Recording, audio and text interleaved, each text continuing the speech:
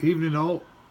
Uh, the first coloured carp were imported into the UK back in 1968,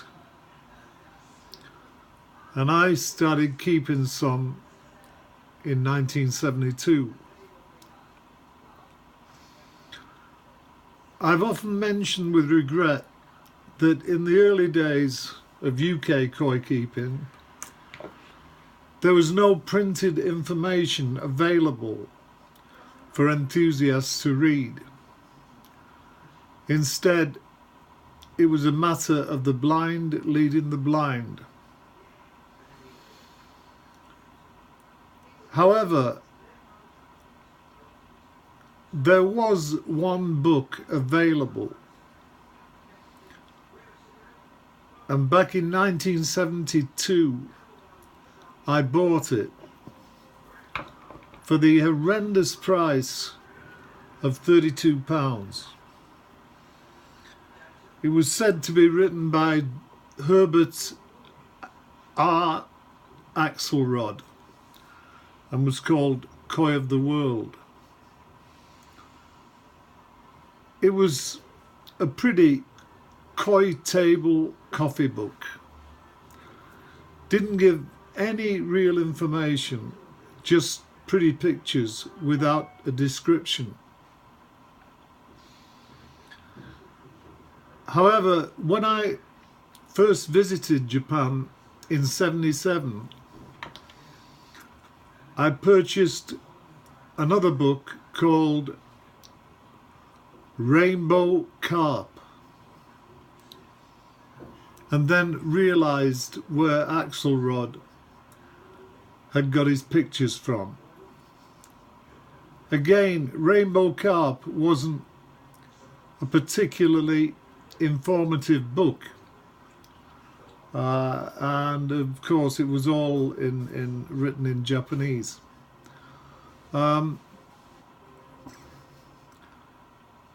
But I did find out where Koi of the World and Rainbow Carp came from. And it was this book I didn't find until the late 1990s. It's a small A5 book, but there's more information in this book than one could ever believe. It's called Live Jewels,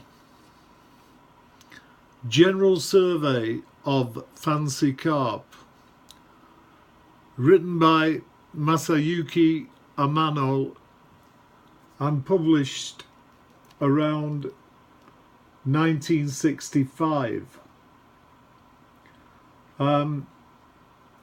The information in here is still staggering today.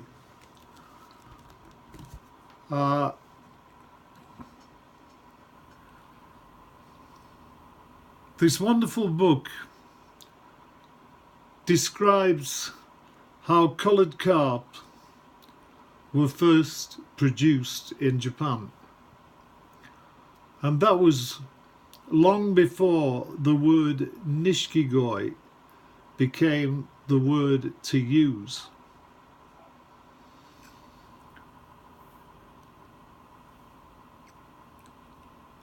What's even more exciting is that part of this book is written in the English language, and that means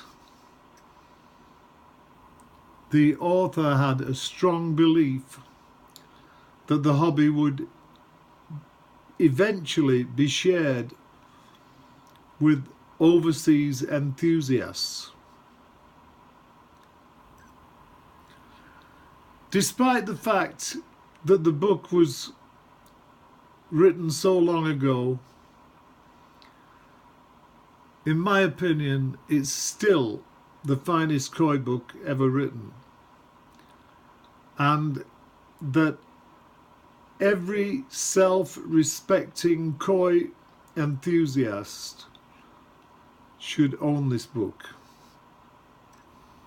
Sadly, the book has been out of print for many years, but second-hand copies can easily be found on the usual websites. It covers just about every subject of coloured carp, where they were first produced, with maps of the area, all the original varieties, many of which are no longer bred. It covers how to breed carp from certain parents, how to get Sankey from Kohaku, and so on and so on. It even covers subjects such as temperature requirements to keep the carp in good condition. Early mentions of filtration. In fact, there's no subject that I can see that it doesn't cover. And most of these subjects still apply and are valid today. Thanks for listening.